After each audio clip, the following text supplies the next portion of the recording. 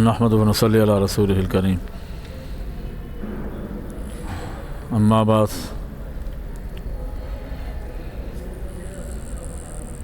گزشتہ سبق میں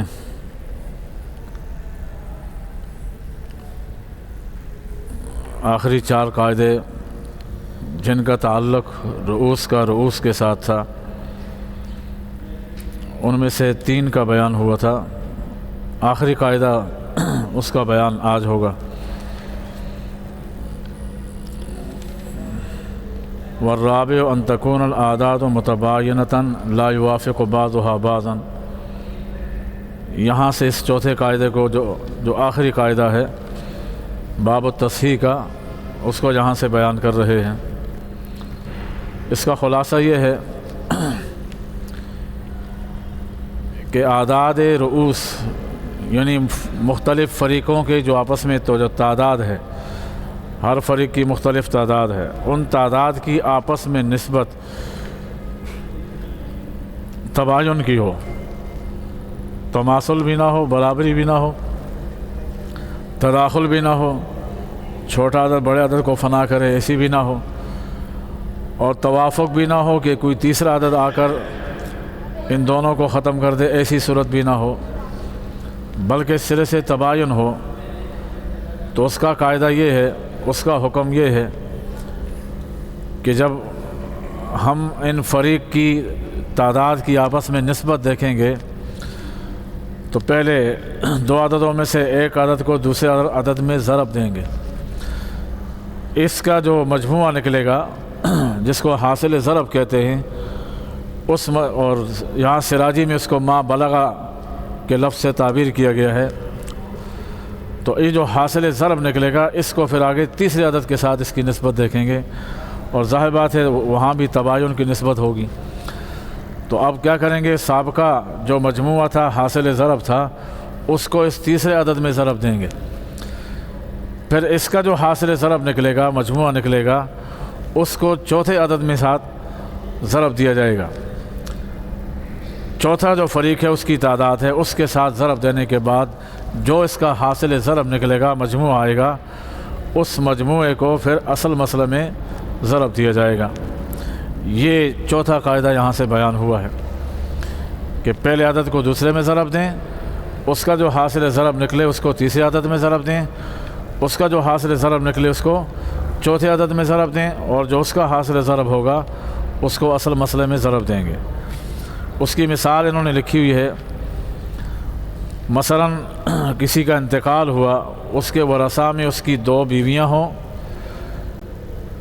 6 دادیاں ہوں، 10 بیٹیاں ہوں اور 7 چچے ہوں۔ 2 بیویاں، 6 دادیاں، 10 بیٹیاں اور 7 اس کے چچا ہوں۔ تو اب ان میں وراثت کو تقسیم کیسے کریں گے؟ یہاں سے یہ آخری مثال اس کی بیان ہوئی ہے، اور یہ تصحیح کا آخری قاعدہ ہے۔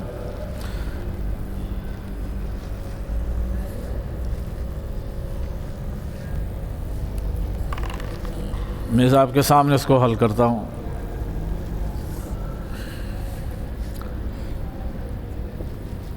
زوجتین، 2 بیویاں، 6 جدات، 6 دادیاں، 10 بنات، 10 بیٹیاں اور 7 اعمام، 7 چچے ہیں۔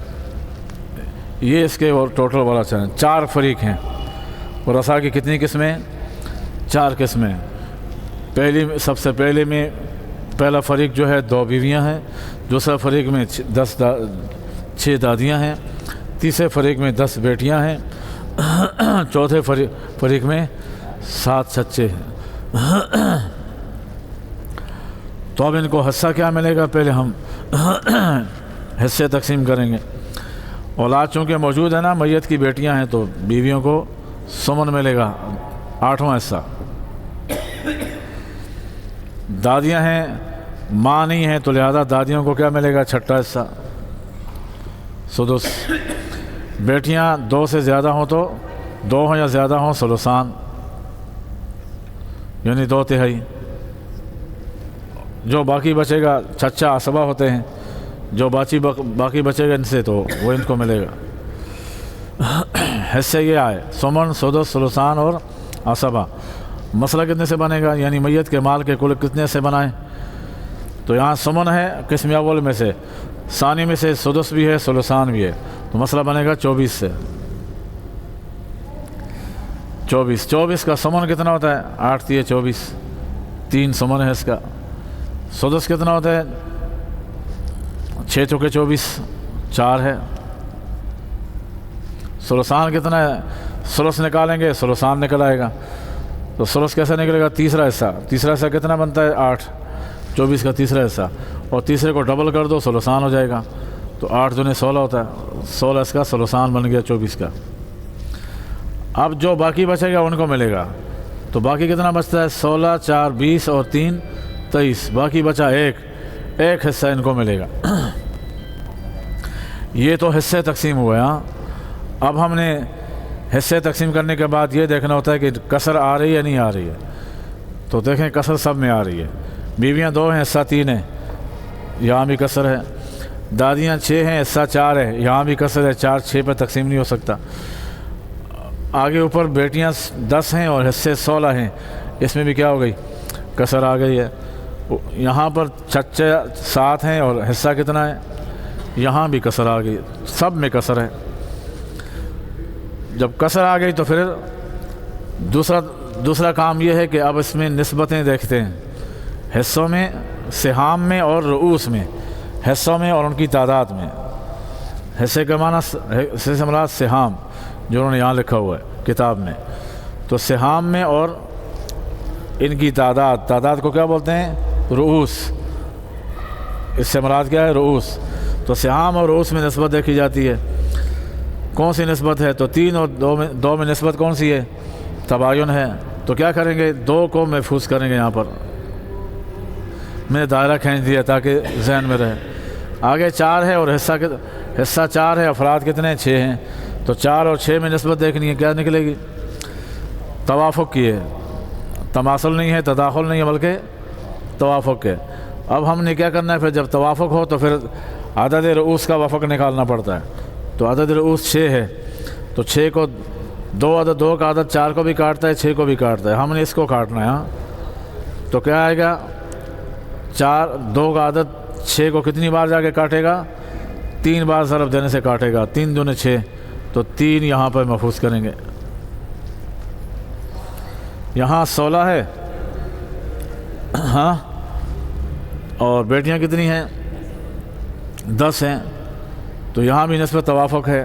2 کا عدد اس کو بھی ختم کرتا ہے، اس کو بھی، ہم نے اس کو ختم کرنا ہے، تو کیا آئے گا؟ 2 کا عدد 10 کو کتنی بار جا کے کاٹے گا؟ 5 مرتبہ، تو 5 اس کا وفق نکلے گا، اس کو محفوظ کریں گے۔ یہ 1 ہے، اوپر 7 ہے، نسبت تباین ہے، ظاہر بات ہے۔ ہاں یہاں توافق تھی، یہاں بھی توافق تھی، یہاں تباین ہے، تو یہاں جب تباین ہو تو کل تعداد کو کیا کرتے ہیں؟ محفوظ کرتے ہیں۔ تو 7 ہے تو 7 کو محفوظ کیا۔ اب کیا کرنا ہے؟ یہ جو محفوظ کردہ اعداد ہیں اس کو نیچے اتارنا ہے۔ ایسے اتاریں گے کہ جو چھوٹا ہوگا اس کو پہلے رکھیں گے۔ یہاں اتفاق ایسا ہے کہ سارے ترتیب سے، ہاں پہلے 2 ہے، یہ سب سے چھوٹا ہے، پھر 3 ہے، یہ اس کے بعد ہے، پھر 5 ہے، یہ اس کے بعد ہے، وہ پھر 7 ہے۔ 2 3 5 اور 7۔ اب یہ جو قاعدہ جو جاری ہوگا، جو ابھی پڑھا تھا، یہ یہاں پہ جاری ہوگا۔ اگر نسبت ان کی آپس میں تباین کی ہو تو ایک عدد کو دوسرے میں ضرب دیں گے، اس کا جو حاصل ضرب ہوگا، کتاب میں اس کو ما بلغہ لکھا ہوا ہے، بلغہ معنی حاصل ضرب، تو اس حاصل ضرب کو پھر اس میں دیکھیں گے، نسبت یہاں بھی تباین ہوگی تو اس کے ساتھ ضرب دیں گے، پھر جو ان کا جواب آئے گا اس کو اوپر لکھیں گے، پھر اس کو اس کے ساتھ نسبت دیکھیں گے۔ تو اب 2 کی 3 کے ساتھ نسبت تباین ہے تو 2 3 6 ہوتا ہے، 2 3 6، یہ 6 اوپر آ گیا۔ اب 6 کی نسبت 5 کے ساتھ بھی تباین ہے، تو 6 کو 5 میں ضرب دیں گے، ہاں 6 5 30، یہ 30 آ گیا 30. اب اس کو کیا کریں گے؟ اس کے ساتھ نسبت دیکھیں گے. ہاں تو اب 7 کا پہاڑا 30 پہ لے جائیں، کتنا بنتا ہے؟ 210 بنتا ہے. یہاں لکھ دیا، اور کوئی عدد نہیں ہے نا، تو پھر یہاں نہیں لکھیں گے بلکہ یہاں لکھیں گے. 30 کو 7 مرتبہ ضرب دیں گے تو 210 بنا، اور کوئی عدد نہیں ہے. تو اب 210 کو کیا کریں گے؟ اصل مسئلہ میں ضرب دیں گے. ہاں اصل مسئلہ میں ضرب دینے سے پہلے میں نے کہا تھا اس کو مضروب بنا کر یہاں لکھیں گے. اب اس کو 210 میں ضرب دیا تو 210 میں ضرب دیں گے پہلے صفر کے ساتھ. 24 0 0، 24 ایکم 24، 4 لکھیں گے 2 حاصل ہے. 24 دونے 48، 48 اور 2 حاصل تھا نا، 48 اور 2 50 ہو جاتا ہے. کتنا ہوا؟ 5040. مجموعہ کتنا بنا؟ 210 کو 24 میں ضرب دینے سے کیا بن گیا؟ 5040 آ گیا. یہ کل تصحیح ہے. مطلب اس کا یہ ہوا کہ پہلے ہم نے میت کے مال کے 24 حصے بنائے تھے، ان سے گزارا نہیں چل رہا تھا. اب کیا کیا ہم نے؟ 5040 حصے بنائے. اب 5040 میں سے ہر فریق کو کیسے دیں گے؟ وہ طریقہ آپ کو پتہ ہے. اس مضروب کو کیا کریں گے؟ ان کے سابقہ حصوں میں ضرب دیں گے. 210 کو 3 میں ضرب دیا، 3 0 0، 3 ایکم 3 اور 3 دونے 6. کتنا آ گیا؟ 630. یہ 4 ہے، 4 کے ساتھ دینا ہے. 4 0 0، 4 ایکم 4 اور 4 دونے 210 کے ساتھ 4 کو ضرب دیا تو 840. تو دادیوں کا حصہ ٹوٹل 5040 میں سے کتنا ہے؟ 840. ان کا 630. یہاں 16 ہے، 16 کو ضرب دینا ہے اسی 210 کے ساتھ. 16 0 0، 16 ایکم 16، تو 6 لکھیں گے. پہلا عدد لکھا جاتا ہے. حاصل کتنا ہے؟ 1. 16 دونے 32 اور 32 اور 1 33. جواب کیا آیا؟ 3360. یعنی 5040 میں سے لڑکیوں کا حصہ کتنا ہے؟ 3360 بنتا ہے. 3360 کو 10 پر تقسیم کریں گے، جو جواب آئے گا وہ ایک بیٹی کا حصہ ہوگا. میں کر دیتا ہوں. یہ آیا 10 پہ تقسیم کیا تو ایسا پاڑا پڑھنا ہے کہ 10 کا عدد 33 کے ساتھ پڑھیں گے. پاڑا 3 کے ساتھ نہیں ہو سکتا اسے کہ 3 چھوٹا ہے. تو کتنا آئے گا؟ 10 30 ہوتا ہے. اوپر سے 3 اتارا، اوپر سے پھر 6 اتارا، پھر 10 30 ہوگا. 6 بچا، اوپر سے 0 اتارا، 60 ہو گیا. 10 کو 6 کے ساتھ ضرب دیں گے تو 60. جواب کیا آیا؟ 336. ایک بیٹی کو کیا ملے گا؟ 336.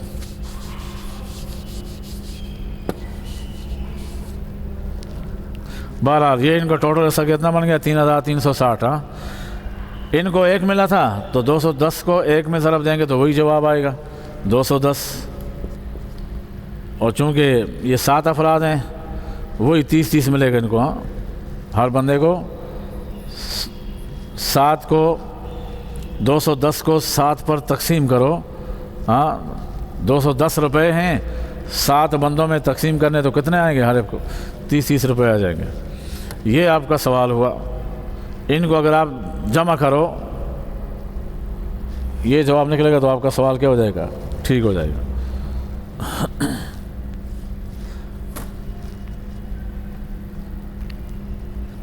یہ بابت تصحیح کا آخری سوال تھا. اس کے بعد جو آگے بحث ہے وہ آپ سے متعلق نہیں ہے، اس لیے سراجی یہیں پہ ختم ہوتی ہے. ہاں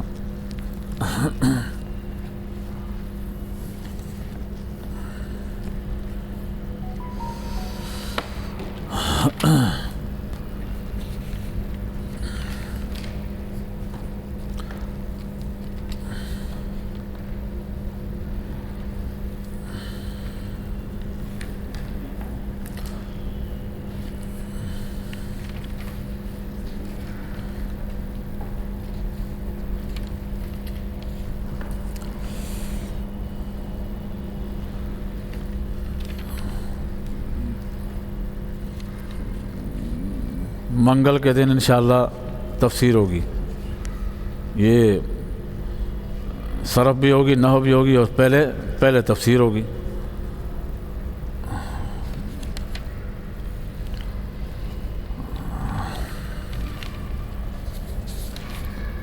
یہ 2-3 دن ہم یہی 2 کتابیں پڑھیں گے انشاءاللہ.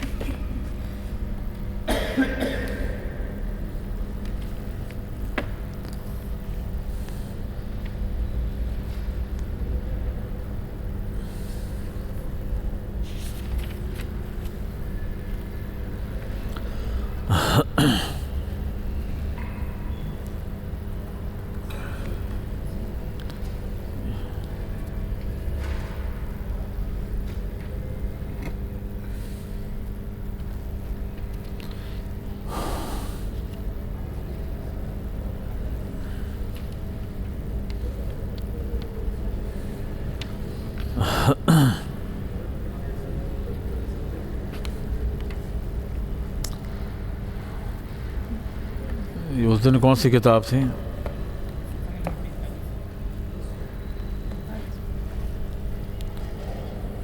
اس دن کتاب میں اور تھا، اس میں آج اور ہے.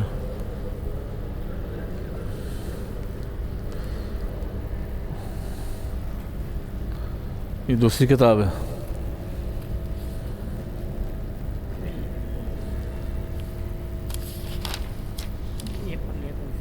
اچھا یہ پڑھا تھا. اچھا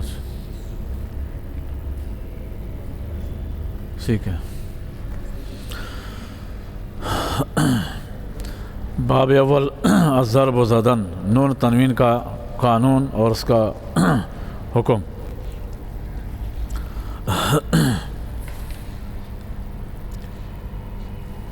اوپر فارسی لکھی ہوئی ہے، آپ نیچے اس کا ترجمہ دیکھ لیں.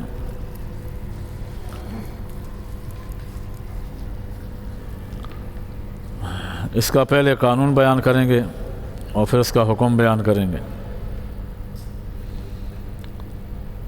اس کا نام ہے نون تنوین کا قاعدہ، نون تنوین کا قانون. اس قانون کا نام کیا ہے؟ نون تنوین کا قانون.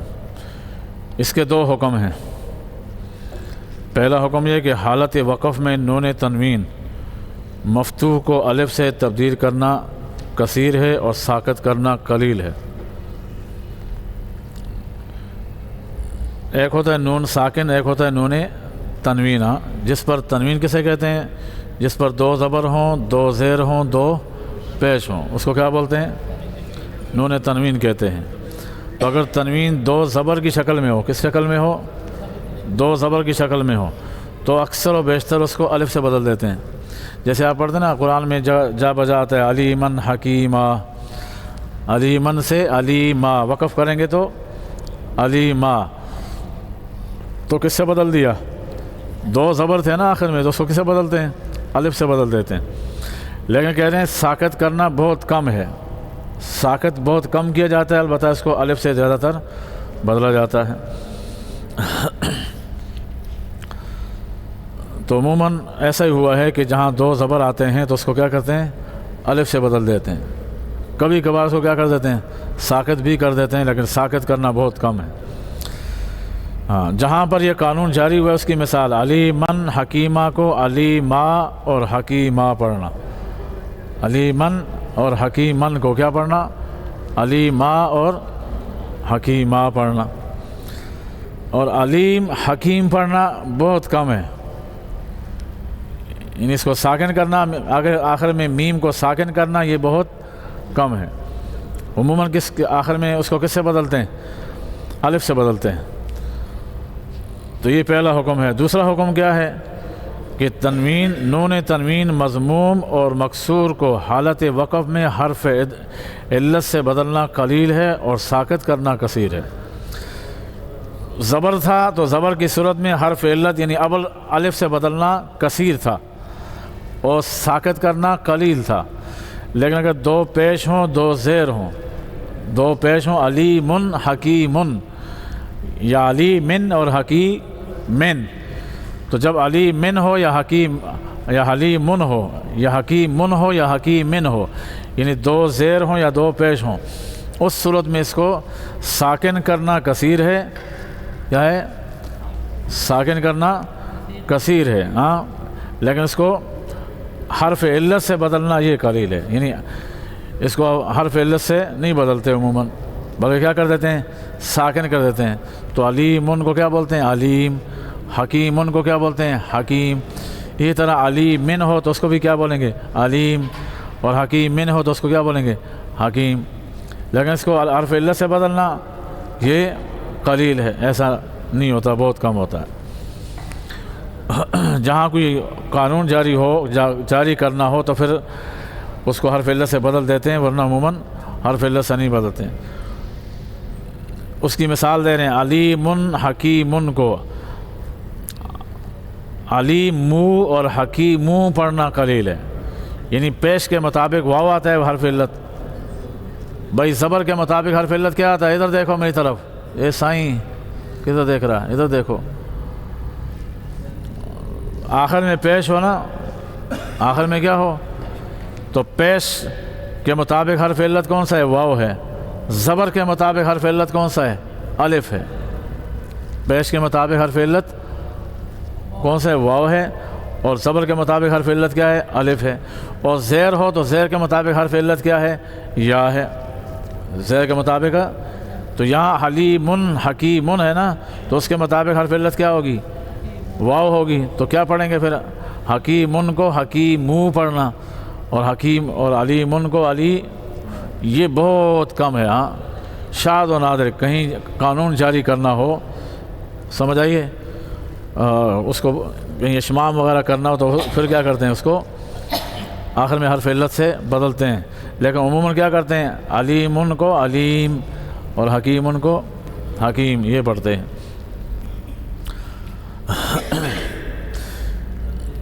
یہ تو قانون بیان کیا ہے۔ اوپر کیا ہے؟ ہر نون تنوین مفتوح آرا بالف بدل کردن کثیر است و ساکت کردن قلیل است۔ ہر نون تنوین جو کہ مفتوح ہو اس کو الف سے بدلنا کثیر ہے اور اس کو گرانا قلیل ہے، اور اگر مضموم یا مکسور ہو ہاں تو پھر اس کو حرف علت سے بدلنا قلیل ہے اور اس کو ساکت کرنا کثیر ہے، اس کے برعکس ہو جاتا ہے۔ تو ایک پہلے دو حکم ہیں اس کے، ہاں کتنے حکم بیان کیے؟ دو حکم۔ آخر میں دو زبر ہوں تو الف سے بدلنا کثیر ہے اور اس کو ساکت کرنا قلیل ہے۔ آخر میں دو پیش یا دو زیر ہوں تو ان کو کیا کرنا؟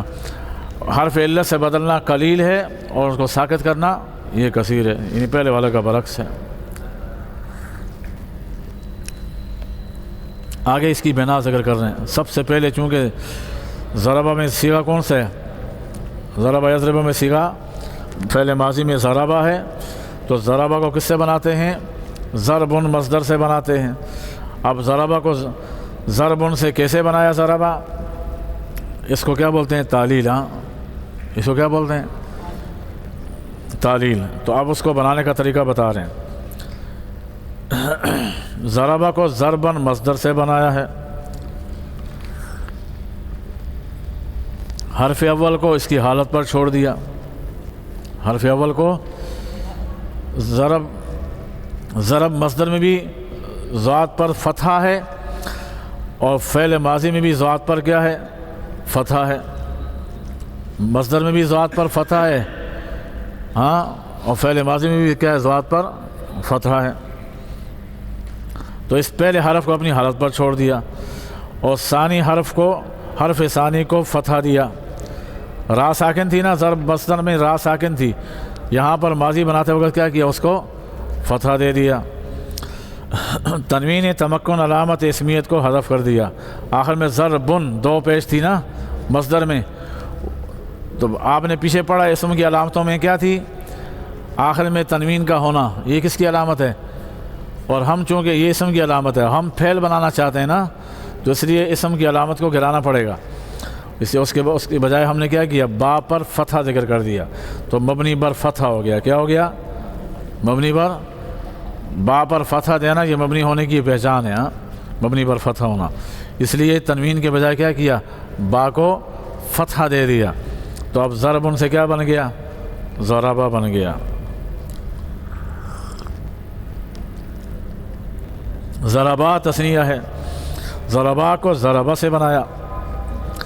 بھائی ضربہ واحد مذکر غائب کے صیغے کو ضربن مصدر سے بنایا، ہاں، لیکن آگے ضربہ کے بعد ضربہ جو صیغہ تثنیہ کا ہے اس کو کس سے بنایا؟ اس کو ضربن مصدر سے نہیں بنایا، بلکہ ضربہ واحد مذکر غائب کے صیغے سے بنایا. ہاں، جتنی آگے گردانیں آئیں گی اس کا اصول یہی ہے، پہلا صیغہ کس سے بنتا ہے؟ مصدر سے بنتا ہے، لیکن باقی صیغہ جو بنائیں گے وہ ہی مفرد کے صیغے سے بنائیں گے. تو کیسے بنایا؟ آسان ہے. ہر تثنیہ و جمع اپنے واحد سے بنتے ہیں. ہر تثنیہ ہو یا جمع ہو کس سے بنتا ہے؟ اپنے مفرد کے صیغے سے بنتا ہے. کہ ضربہ کے آخر میں الف علامت تثنیہ کی اور ضمیر فاعل کی لے آئے تو ضربہ سے کیا بن گیا؟ ضربہ. آخر میں الف علامت تثنیہ، یہ علامت تثنیہ بھی ہے اور یہی فاعل کی ضمیر بھی ہے. ضربہ کے آخر میں الف جو ہے علامت تثنیہ بھی ہے اور فاعل کی علامت بھی یہی ہے. تو ضربہ سے کیا بن گیا؟ ضربہ بن گیا. ضربو کو بھی ضربہ سے بنایا. ضربہ کے آخر میں واو ساکن علامت جمع مذکر اور ضمیر فاعل ما قبل کے ضمہ کے ساتھ لے آئے تو ضربہ سے ضربو ہو گیا. کیا لائے؟ واو ساکن علامت جمع کی، جمع مذکر کی، اور ما قبل کے ضمہ کے ساتھ. یہ جمع مذکر کی علامت بھی ہے اور یہی فاعل کی ضمیر بھی ہے. تو ضربو میں ضربو فعل ہے، ضمیر اس میں کیا ہے؟ اس کا فاعل ہے. تو ضربہ سے ضربو ہو گیا. ضربت کی بنا، ضربت کو کس سے بنایا؟ اس کو واحد مذکر غائب سے بنایا. واحد مؤنث غائب کو واحد مذکر غائب سے بنایا، اس لیے کہ مؤنث مذکر کی فرع ہے. مذکر اصل ہوتا ہے اور مؤنث کیا ہوتی ہے؟ اس کی فرع ہوتی ہے، اس کا نائب. لہذا ہر فرع اپنے اصل سے بنتی ہے. تو اس لیے ضربت کو بھی کس سے بنائیں گے؟ ضربہ مذکر کے صیغے سے بنائیں گے. کیسے بنایا؟ آخر میں تائے ساکنہ علامت تانیث لے آئے. تائے ساکنہ علامت تانیث لے آئے تو ضربہ سے کیا بن گیا؟ ضربت. شروع کے 3 حرف اپنی حالت پر برقرار ہیں، صرف ایک کا اضافہ کیا. آخر میں تائے تانیث ساکنہ. تانیث یہ ساکنہ کیوں کہا؟ اگر متحرکہ ہوگی تو پھر وہ کس کی علامت ہوگی؟ اگر ساکن نہ ہو نا، آخر میں تا متحرکہ ہو تو وہ کس کی علامت ہے؟ اسم کی ہے نا بھائی. وہ کس کی علامت ہے؟ جیسے فاطمہ تو آخر میں تا متحرکہ ہے تو یہ کس کی علامت ہوتی ہے؟ یہ اسم کی علامت ہوتی ہے، فعل کی علامت نہیں ہے. فعل کی علامت یہ ہے کہ آخر میں کیا ہوتا ہے؟ تانیث ساکنہ ہو. ہاں، ساکن ہوگی تو وہ فعل کی علامت ہوگی اور متحرکہ ہوگی تو وہ اسم کی علامت ہوگی. تو اس لیے ساکنہ لے آئے. تو ضربہ سے ضربت بن گیا. ضربتا اس کو کس سے بنایا؟ ضربت سے بنایا. واحد مؤنث غائب کے صیغے سے جمع تثنیہ مؤنث غائب کے صیغے کو بنایا. آخر میں الف علامت تثنیہ اور یہی ضمیر فاعل بھی ہے. الف اور علامت تثنیہ اور یہی کیا بنتی ہے؟ ضمیر فاعل بنتی. ما قبل کے فتحہ کے ساتھ آخر میں لے آئے. آخر میں الف علامت تثنیہ ما قبل کے فتح کے ساتھ لائے. یہ علامت تثنیہ بھی ہے اور یہی فاعل کی ضمیر بھی ہے. ماقبل فتح کیوں دیا؟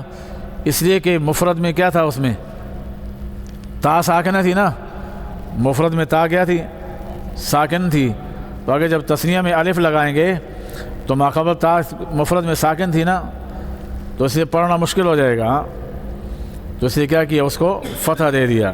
الف اپنے ماقبل کس کو جاتا ہے، فتح کو جاتا ہے، الف جہاں بھی ہوگا اس سے پہلے کیا ہوگا، فتح ہوگا، اس لیے کیا بن جائے گا، اس سے ضربت سے ضربتا۔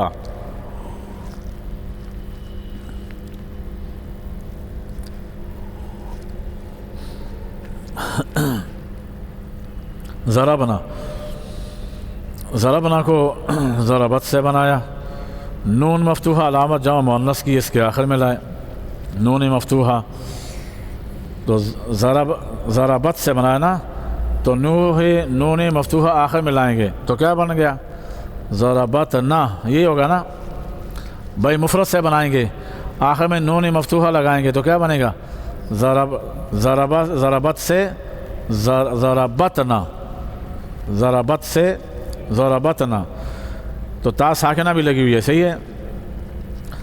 اب کیا ہوگا، ایک ہی کلمے میں دو علامت تانیث جمع ہو گئی، ضربتنا، ایک علامت تا تانیث ساکنہ ہے اور دوسری کیا ہے، نون جمع مؤنث ہے، تو دو علامت تانیث ایک ہی کلمے میں کیا ہو گئی، جمع ہو گئی، اور کلام عرب میں ایک ہی کلمے میں دو علامت تانیث کا جمع ہونا برا ہے، ہاں یہ بری بات ہے، یہ فصاحت کے خلاف ہے، ہاں تو اس لیے کیا کریں گے، جو پہلی علامت تانیث تھی نا اس کو کیا کر دیں گے، اس کو گرا دیں گے اور ماقبل کو ساکن کر دیں گے، اس کو گرا کر تانیث ساکنوں کو گرا کے ماقبل کو ساکن کریں گے۔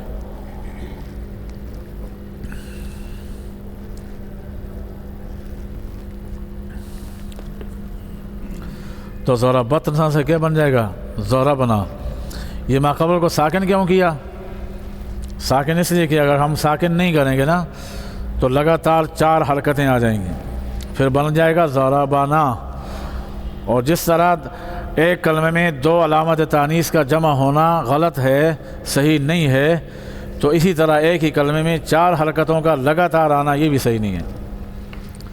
جس طرح ایک کلمے میں دو علامت تانیث کا جمع ہونا ٹھیک نہیں ہے، تو اسی طرح ایک ہی کلمے میں 4 حرکتوں کا لگاتار آنا یہ بھی ٹھیک نہیں ہے، کیونکہ اس کے پڑھنے میں دشواری ہے۔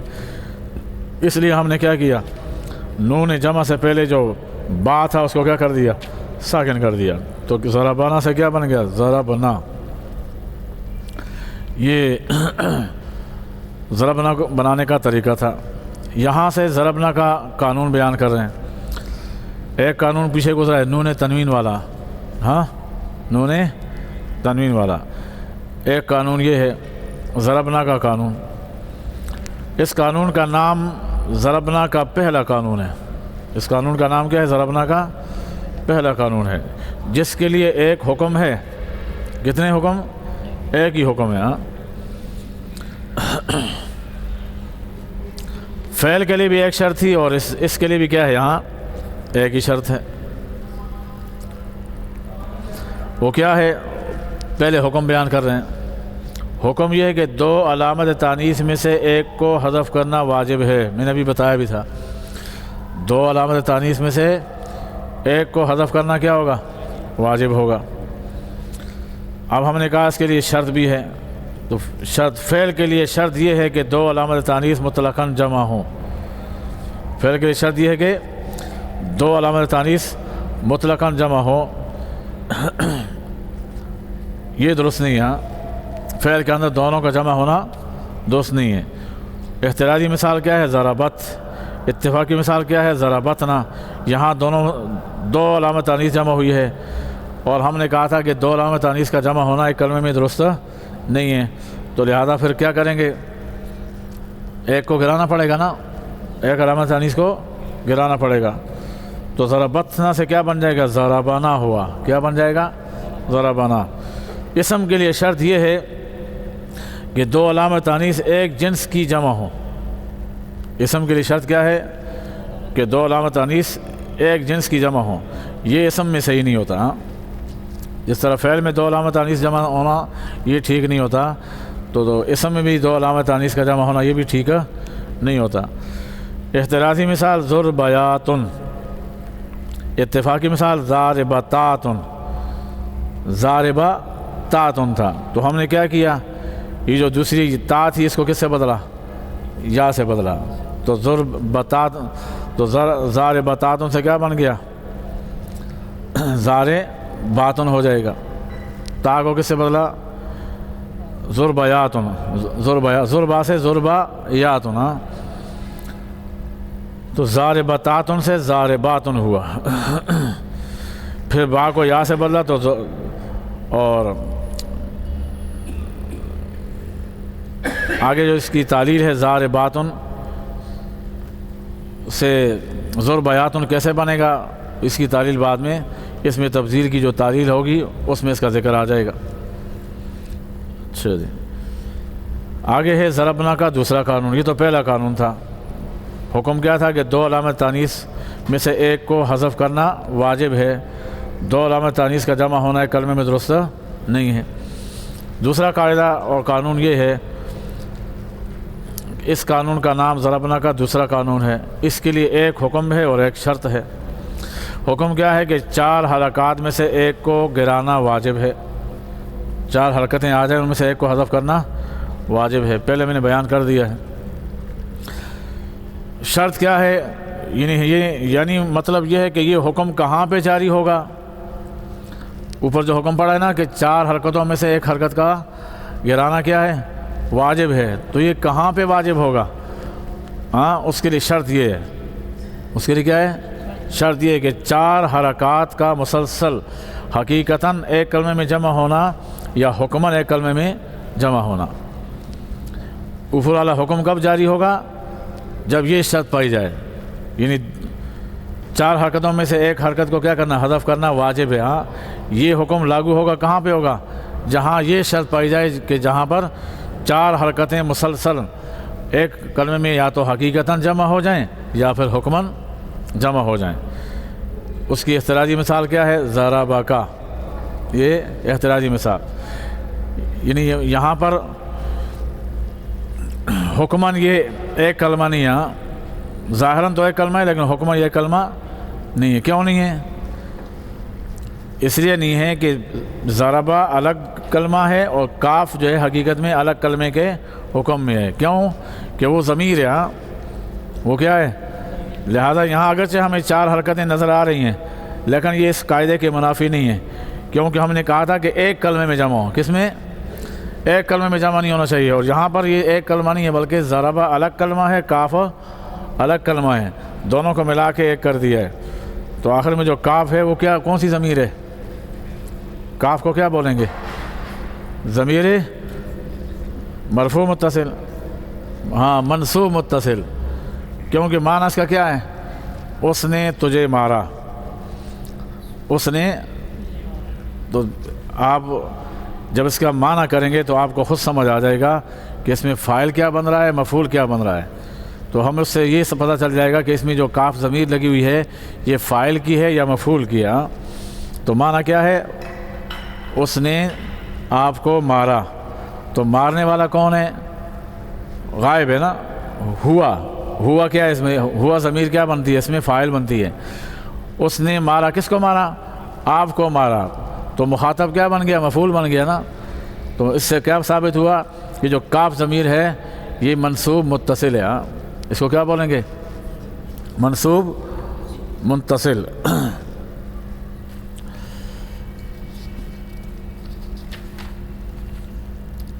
اتفاقی مثال جیسے ضربنا سے ضربنا ہوا، اتفاقی مثال کا مطلب ہے کہ جہاں پر یہ قانون جاری ہوا اور جاری ہونے کے بعد پھر اس کی صورت کیا بنی، تو اس کی مثال کیا ہے، ضربنا سے ضربنا، 4 حرکتیں آ گئی تھیں، ان میں سے ایک کو ہم نے کیا کر دیا، گرا دیا، تو بن گیا ضربنا سے ضربنا۔ حقیقتاً وہ ہے جو اصل میں ایک کلمہ ہو، حقیقتاً کیا ہے، اصل میں ایک کلمہ ہو، اور واضح نے اس کو ایک معنی کے لیے وضع کیا ہو۔ حکماً وہ ہے جو اصل میں ایک کلمہ نہ ہو لیکن واضح نے اس کو ایک معنی کے لیے وضع بھی نہ کیا ہو، بلکہ شدید اتصال کی وجہ سے اس کو ایک کلمے کا حکم دے دیا گیا ہو، جیسے ضربا کا، ضربہ بظاہر ایک کلمہ بن گیا نا، لیکن حقیقت میں ایک کلمہ نہیں تھا. حکماً اس میں ہم نے کیا کہا کہ یہ ایک کلمہ ہے، حقیقت کے لحاظ سے ایک کلمہ نہیں ہے. یہ 2 قانون ہو گئے. تیسرا قانون آگے ہے ضربتم کا قاعدہ. اس کا ایک حکم ہے اور ایک شرط ہے. ضربتم کا قاعدہ، اس کا ایک حکم ہے اور ایک شرط ہے. پہلے قانون اوپر جو لکھا ہوا ہے فارسی میں، ہر وہ واو کے واقع شود در آخر اسم غیر متمکن ما قبلش مضموم آ واو را حذف کنند وجوباً مگر واو ہوا. قانون کا خلاصہ یہ ہے کہ جو واو، ہر وہ واو جو واقع ہو جائے اس میں غیر متمکن کے آخر میں، ہر وہ واو جو کہاں ہو، اس میں غیر متمکن کے آخر میں. اس میں غیر متمکن کی آپ نے کتنی قسمیں پڑھی تھیں؟ بھول گئے؟ 8 قسمیں تھیں نا. 8 قسمیں آپ نے پڑھی تھیں، مضمرات، اسماء اشارات، موصولات، اعلام وغیرہ جو آپ نے پڑھی، وہ 8 قسمیں مراد ہیں. تو انہوں نے کہا کہ ہر وہ واو جو واقع کہاں پر ہو، اس میں غیر متمکن کے آخر میں، اور اس کا ماقبل مضموم ہو، آخر میں واو ہو، اس سے پہلے ضمہ ہو، تو کیا کریں گے؟ اس واو کو حذف کرنا واجب ہے. اس واو کو حذف کرنا واجب ہے. البتہ اس سے ہوا کا جو واو ہے وہ مستثنا ہے، اس میں یہ قانون جاری نہیں ہوگا. ہوا میں واو بھی آخر میں ہے اور اس میں غیر متمکن بھی ہے کیونکہ ضمیر ہے. غیر متمکن ہے کیونکہ ضمیر ہے، تو پھر قاعدہ یہاں جاری ہونا چاہیے. اس ماقبل ضمہ بھی ہے، ساری شرطیں پائی جا رہی ہیں. اس میں غیر متمکن بھی ہے، آخر میں بھی ہے، ماقبل ضمہ بھی ہے، تو اس کی روح سے واو کو گرانا چاہیے. لیکن یہاں حذف نہیں کریں گے کیونکہ یہ ضمیر ہے. یہ کیا ہے؟ تو ضمیر کے علاوہ کی بات کر رہے ہیں، ضمیر کی بات ہم نہیں کر رہے. اس کو گرانا واجب ہے. یہ اس کا خلاصہ ہے. تو آگے حکم بیان کر رہے ہیں، میں نے آسانی کے لیے اسے بیان کر دیا. اس کا نام ہے ضربتم کا قاعدہ یا ضربتم کا قانون. اس قانون کا نام کیا ہے؟ ضربتم کا قانون، جس کے لیے ایک حکم ہے اور ایک شرط ہے. حکم کیا ہے؟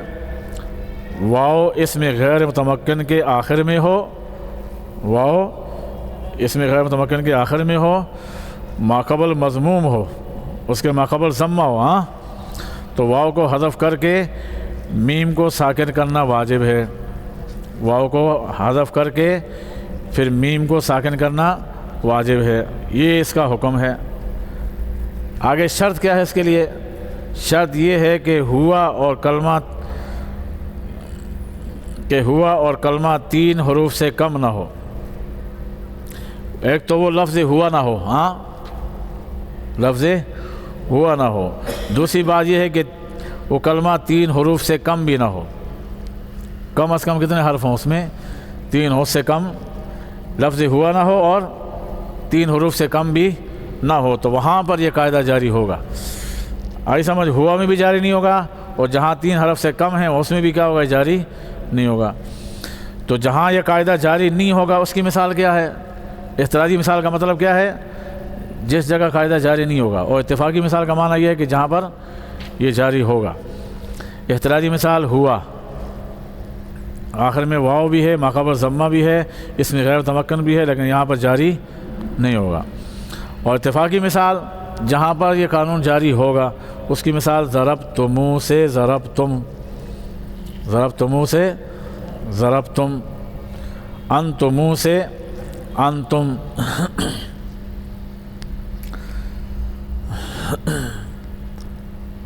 اصل میں ضربتم اصل میں تھا ضربتمو. کیا تھا؟ ضربتمو. یہاں واو اس میں غیر متمکن کے آخر میں آیا کیونکہ ضربتم ضمیر ہے، تو غیر متمکن ہے. اس کے آخر میں کیا آ گیا؟ واو آ گیا. ضربتمو اس سے ماقبل ضمہ بھی ہے، اس سے پہلے ضمہ بھی ہے. تو انہوں نے کہا تھا جب ضمہ بھی ہو تو اس واو کو حذف کرنا واجب ہے. تو اس واو کو حذف کریں گے، ماقبل ضمہ ہے، تو واو کو حذف کر کے میم کو ساکن کرنا واجب ہے. تو ضربتمو تھا تو اس میم کو کیا کریں گے؟ تو کیا بن جائے گا؟ ضربتموہ سے ضربتم ہو جائے گا، ضربتموہ سے۔ اور یہ واو ہے کیوں؟ یہ جمع پر دلالت کرنے کے لیے، سمجھ آئیے؟ ضربتا، ضربتما، ضربتم، ضربتم، اصل میں کیا تھا؟ ضربتموہ تھا۔ کیوں ضربتموہ کیوں تھا؟ کہ یہ اصل میں واو جو ہے وہ جمع والا واو ہے، وہی جمع والا واو ہے جو جمعیت پر دلالت کرتا ہے۔ تو آپ کیا کریں گے؟ چونکہ آخر میں واو آ گیا، اس میں غیر متمکن ہے، پہلے ضمہ ہے، اس لیے واو کو گرا دیں گے اور ماقبل جو میم تھا اس کو کیا کریں گے؟ ساکن کریں گے۔ تو ضربتموہ سے کیا بن گیا؟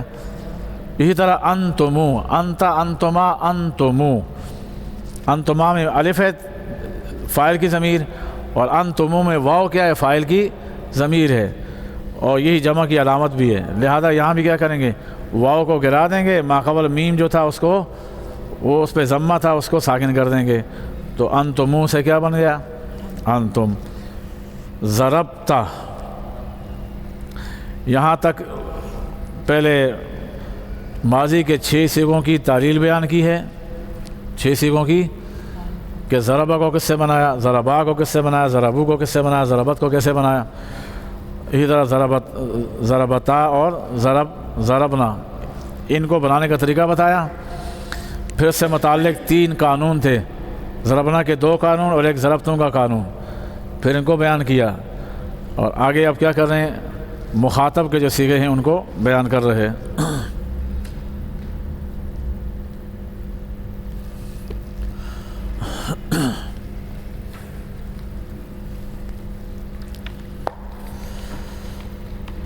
اللہ اکبر۔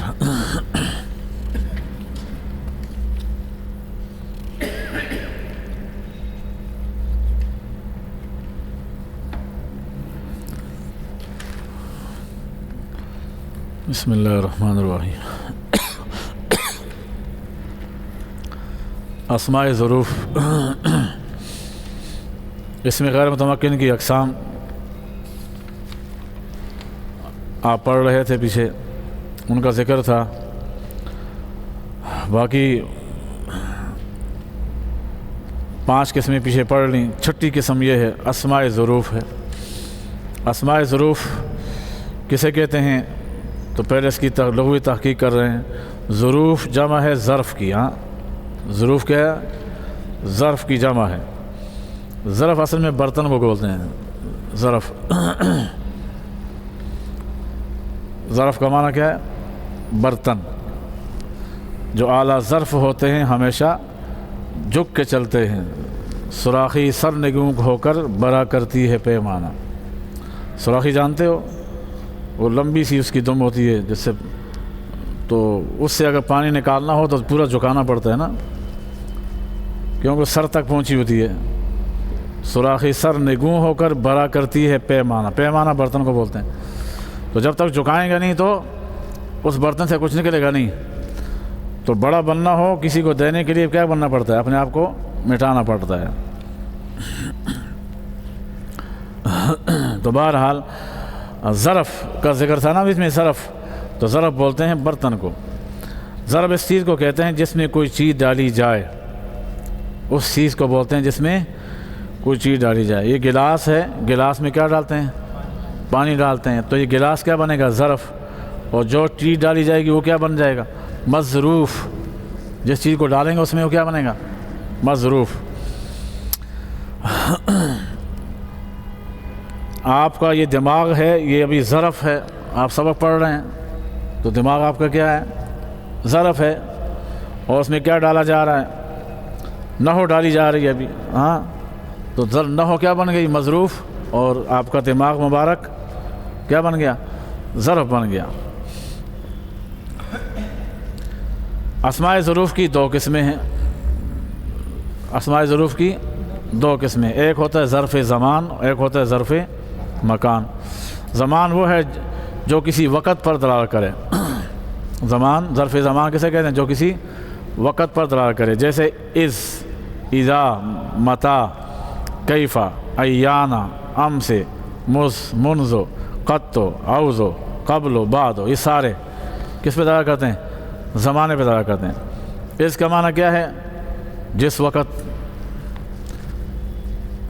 کیا ہے؟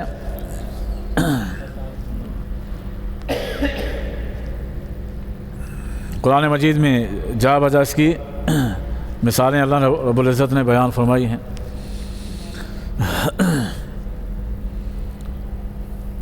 اذ یقول الظالمون ان تتبعون الا رجلا مسحورا، اذ یقول الظالمون، یاد کرو اس وقت کو جب کہ ظالم کہہ رہے تھے کہ تم نعوذ باللہ سحر زدہ آدمی کی پیروی کر رہے ہو۔ پیغمبروں کو کیا بولتے تھے؟ سحر زدہ آدمی، یعنی جن پہ جادو ہو گیا ہے۔ تو دیکھو یہ کس کے معنی میں؟ جس وقت، ہاں اس کا معنی جس وقت، اذا کا معنی جب بھی کس پہ دلالت کرتا ہے؟ وقت پر دلالت کرتا ہے۔ اذا الشمس کورت، جب سورج کیا ہو جائے گا؟ بے نور ہو جائے گا۔ اذا السماء فطرت، جب آسمان پھٹ جائے گا۔ تو ہاں تو کس پہ دلالت کر رہے ہیں الفاظ؟ زمانے پر۔ متا جیتا، کب آئے؟ متا جیتا، کب آیا؟ بمعنی کس وقت، کب، کیفا بمعنی کیا حال ہے، یعنی اس وقت تمہارا حال کیا ہے۔ تو یہ بھی وقت پہ کیفیت بمعنی کے معنی میں، لیکن وہ بھی وقت پہ کیا کر رہی ہے؟ دلالت کر رہی ہے۔ ایانا، یہ بھی کس پہ دلالت کرتا ہے؟ وقت پر۔ ایانا یوم الدین، کافر پوچھتے تھے ایانا یوم الدین، کب ہوگا قیامت کا دن؟ ہاں تو وقت پہ دلالت کرتا ہے۔ امس کا معنی کل گزشتہ، جو دن گزر جائے اس کو بولتے ہیں امس۔ غد کا معنی صبح، آنے والی صبح، یہ بھی وقت پہ دلالت کرتا ہے۔ اوس، آئندہ زمانہ، اوس کا معنی آئندہ زمانہ، ماضی کے معنی میں بھی آتا ہے۔ قبل کا معنی اس سے پہلے کا وقت۔ بعد میں، تو سارے اسماء وہ ہیں جو کس پہ دلالت کرتے ہیں؟ وقت پہ دلالت کرتے ہیں۔ آگے فائدے کے طور پر کہتے ہیں کہ قبل اور بعد اس وقت مبنی ہوتے ہیں جب ان کا مضاف الیہ محذوف منوی ہو۔ قبل و بعد کے بارے میں کہہ رہے ہیں کہ یہ اس وقت مبنی استعمال ہوں گے جب ان کا مضاف الیہ محذوف منوی ہو۔ کیا مطلب؟ لفظوں میں اس کا مضاف الیہ نہ ہو لیکن نیت میں ہو۔ ہاں لفظوں میں نہ ہو لیکن نیت میں ہو۔ جیسے آپ بولتے ہیں، خطبہ پڑھتے ہیں نا حضرات، حضرات خطبہ پڑھتے ہوئے کہتے ہیں الحمدللہ وکفا والصلاۃ والسلام علی من لا نبی بعد، اما بعد۔ ہاں اما بعد کیا معنی ہے اس کا؟ اما بعد، تو یہاں مضاف الیہ محذوف ہے، یعنی بعد الحمد والصلاۃ، یعنی حمد و صلاۃ کے بعد، حمد و صلاۃ کے بعد۔ تو دیکھو مضاف الیہ کیا ہے؟ نیت میں تھا لیکن لفظوں میں ذکر نہیں کیا۔ تو جب ان کا مضاف الیہ محذوف ہو لیکن منوی ہو تو یہ کیا ہو گئے؟ مبنی پر، میں اس وقت مبنی ہوں گے، مبنی پر ضم ہوں گے، یعنی مضاف الیہ لفظوں میں موجود نہ ہو مگر نیت میں مراد ہو۔ قرآن مجید میں اس کی مثال ہے للہ الامر من قبل ومن بعد، للہ الامر من قبل ومن بعد، للہ الامر من قبل هذا الفتح ومن بعد هذا الفتح، اس فتح سے پہلے بھی اس فتح کے، تو مضاف الیہ کیا ہے یہاں پر؟ محذوف ہے۔ ہاں یہ تو تھا ظرف زمان۔ آگے دوسری قسم کیا ہے؟ ظرف مکان ہے۔ مکان کا معنی وہ جگہ، جس جگہ، وہ اسم ہے جو کسی جگہ پر دلالت کرے، وقت پر نہیں بلکہ جگہ پر دلالت کرے۔ جیسے حیث، جہاں، جہاں یا جس جگہ۔ قدام، آگے، تو آگے یہ زمانے پہ دلالت نہیں کرتا بلکہ جگہ پہ دلالت کرتا ہے۔ تحت، نیچے، فوق، اوپر، امام، سامنے،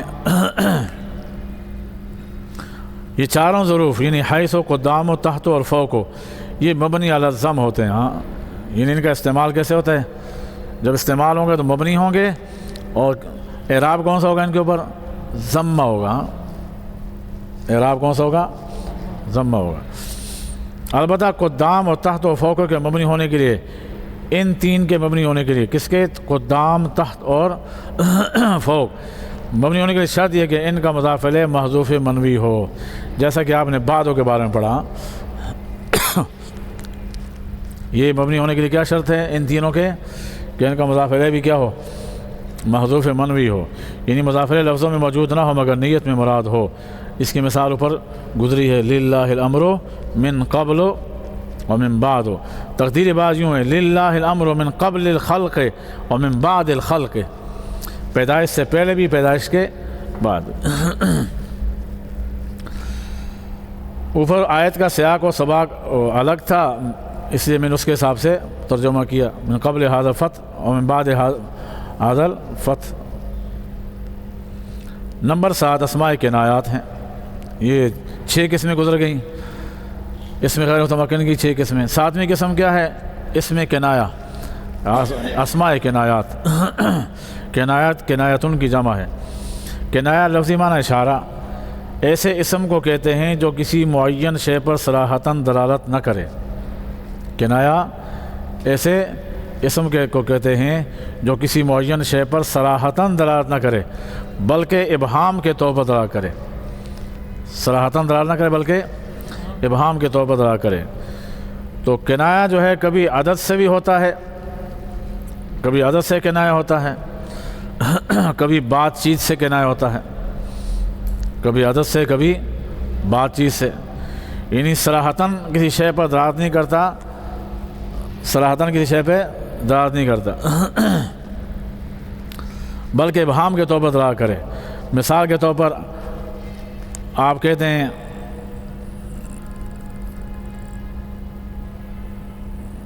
کم رجل عندی، کم رجل، میرے پاس اتنے آدمی ہیں، میرے پاس اتنے آدمی ہیں۔ اب کتنے آدمی ہیں؟ معین تعداد پہ دلالت نہیں کیا، اگر اتنا بتا دیا کہ آدمی چند ایک آدمی ہیں، ہاں یہ نہیں بتایا کہ کتنے ہیں، تو اس میں ابہام ہے، وہ کتنے آدمی ہیں، لیکن اتنا بتا دیا کہ چند ایک آدمی اس کے پاس موجود ہیں۔ اسی طرح قضا، عندی قضا درہمن، میرے پاس اتنے پیسے ہیں، عندی قضا رجلن، میرے پاس اتنے آدمی ہیں، یہ بھی کیا ہے؟ اس دونوں میں ابہام ہے، دونوں میں کوئی صراحت نہ کم، نہ قضا میں صراحت ہے نہ کم میں کوئی صراحت ہے، ابہام ہے بس کہ میرے پاس اتنے آدمی ہیں یا میرے پاس اتنے پیسے ہیں۔ کنایہ یہ تو تھی وہ مثال جو کہ صرف کس سے کنایہ ہو، کسی معین شے سے کنایہ ہو لیکن صراحتاً دلالت نہ ہو اس کے اوپر۔ اور کنایہ کبھی بات چیت سے بھی ہوتا ہے، آدمی کوئی کسی سے بات کرتا ہے نا، ہاں تو اس سے بھی کیا مراد دیا جاتا ہے؟ کنایتاً کوئی لفظ بول دیا جائے اس کے لیے، تو بات سے بھی کنایہ مقصود ہوتا ہے۔ کو کیسے؟ آپ کہیں قلت لہ کیت وزیت، قلت لہ کیت وزیت، میں نے اس کو ایسا ویسا کہا، ایسا ویسا کہا، اب اس نے پوری صراحت نہیں، لیکن یہ کنایہ کس سے ہے؟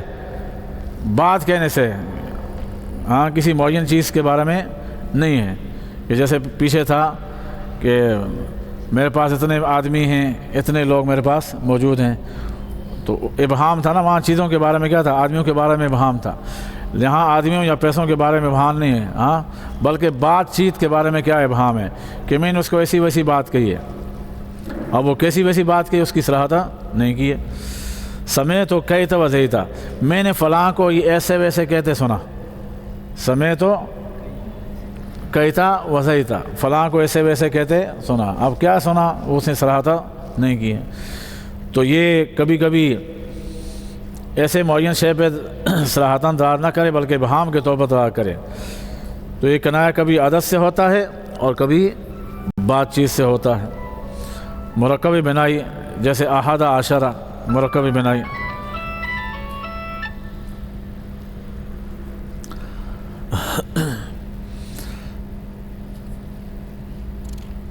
آٹھویں قسم اور آخری قسم اس میں غیر متمکن کی، وہ کیا ہے؟ احد عشرہ، جس میں دو اسموں کو ملا کے ایک کر دیا گیا ہو، دوسرا اسم اپنے ضمن میں کسی حرف کو لیے ہوئے ہو۔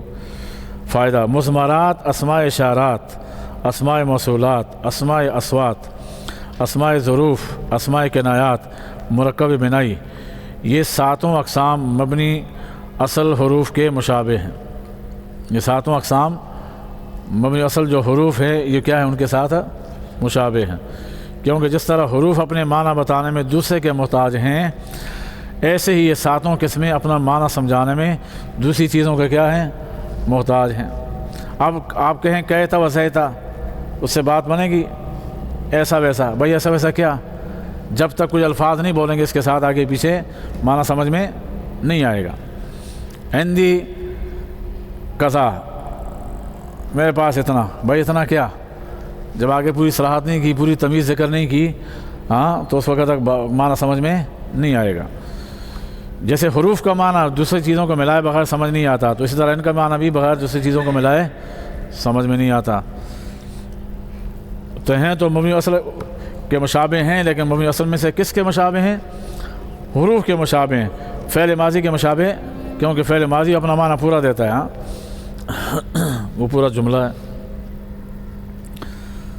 فصل، جان لو اس میں اسم عموم و خصوص کے اعتبار سے دو قسم پر ہے۔ چلیں بس،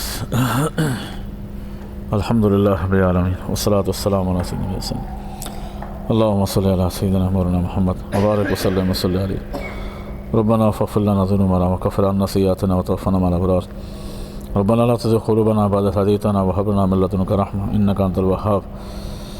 وصلى الله تعالى على خير خلقه محمد وعلى آله وصحبه أجمعين برحمته۔